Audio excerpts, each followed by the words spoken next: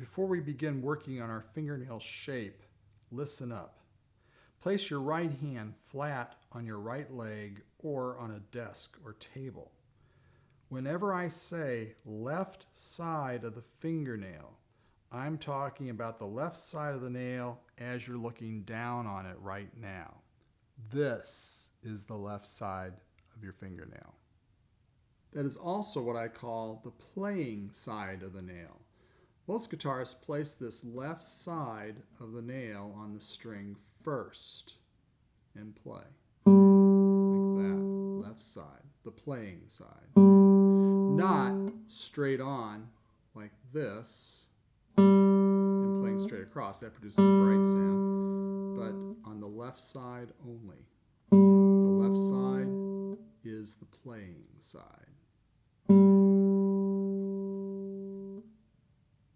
In discussing fingernail shape, once again, I'm going to give you many things to try, but it's up to you to experiment and then keep track of and evaluate your results. You'll have to find out what best suits your fingers and your playing style. Again, experiment, decide what works best for you. Begin the rough shaping process with a nail file.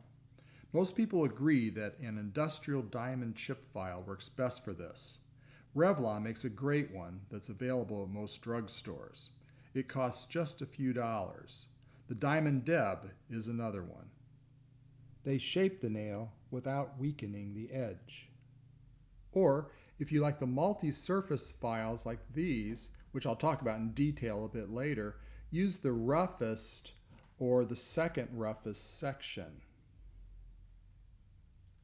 Don't use an all-metal file, which is a crosshatch scored blade, and don't use emery boards like this. Both are rough and tear up the nail edge, making final sanding and polishing more difficult. And never use nail clippers. As Charles Duncan, author of the great book, The Art of Classical Guitar Playing, writes, it's an appallingly crude approach to a delicate task. Tell us how you really feel, Charles. The Revlon and most other diamond files have a shaping side that is pretty rough and a finishing side that is smoother. Unless your nails are really tough and thick, most people should use the finishing side of the file. Using a nail file to shape the nails is only done maybe once a week or once every 2 weeks. It depends on how fast your nails grow. I know the nail shape I want, so I just file freestyle. I'm sure I'll hear from some snarky viewers that this is an appallingly crude approach. But it works for me. Just so you know, for some of the sequences in this video, I'm using a fake guitar nail, a Rico guitar nail, so that when I'm filing on these, I'm not ruining my real nails. So the Rico nail looks like that. And I've got a whole tech tip on my website on using these. If you ever break a nail, these are the ideal solution. Or if you have really bad nails, you can use these all the time. They're very easy to put on, very easy to take off. They work great. They sound wonderful as well. So check that out. But anyway, if you look at my nail and a nail looks odd, it may be the Rico nail that you're seeing in the video clips. If you're new to this, sit with your elbows on your knees or on a desk or table. This will help stabilize your arms and hands so you can have good control over what you're doing.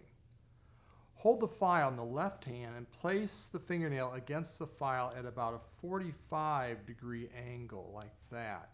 Not straight on like that, 90 degrees, but 45-degree angle, and you'll file like that.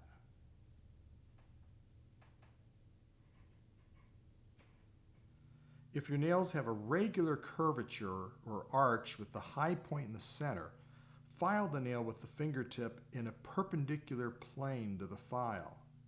Gosh, I feel like I'm back in old lady Edelbrock's geometry class. Now, what the heck does that mean? Well, it means like this, perpendicular to the nail, not like this and not like that, but perpendicular like that. And notice I'm holding the file at a 45-degree angle underneath. In other words, I'm not straight onto the nail like that, but angled like this and perpendicular, just like that. Make short movements in both directions. Don't whisk or hack at it like that.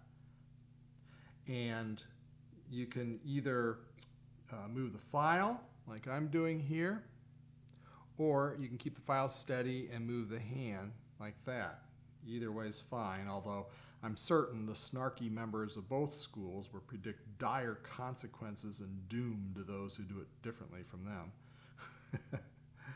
File until most of the nail ends up in a straight line on the file. So the file is just flat on there, fits flat on the whole surface of the nail.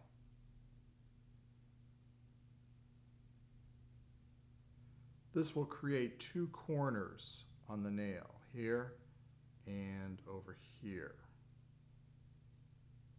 With just a few strokes of the file, you're going to blunt those corners. You're going to round them a little bit.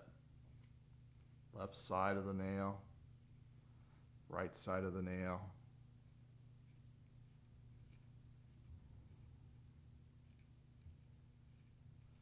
Until you have a nice round shape. With just a little more filing on those corners, you end up with a nicely curved nail following the contour of the fingertip. If your natural nail curvature is irregular, with the high point of the arch off to the left, or the high point of the arch off to the right, if you have some kind of hook in the nail, or if your nail is pretty flat with very little arch, the perpendicular filing may not work. You may need to use a ramp shape instead. Most of these problems can be minimized by ramping the nail from low on the left side, the playing side, to higher on the right side. To do this, place the fingernail on the file at an angle like this, not perpendicular like we did a while ago, but angled like this.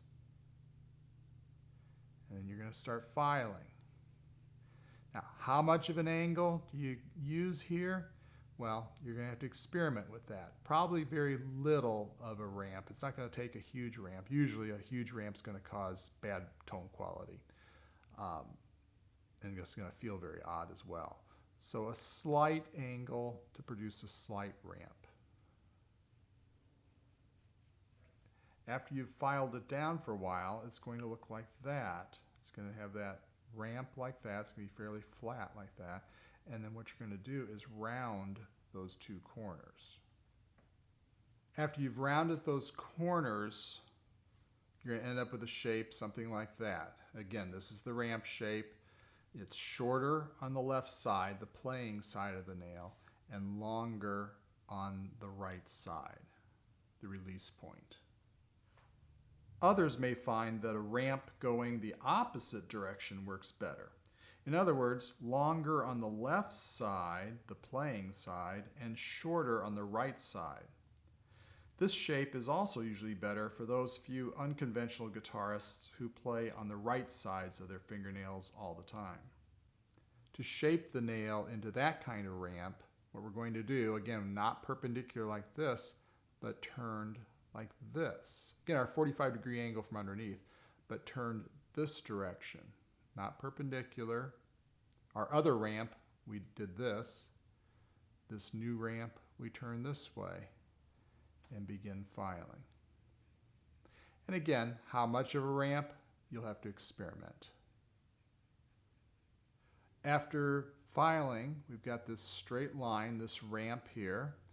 And again, it's longer on the left side, shorter on the right side.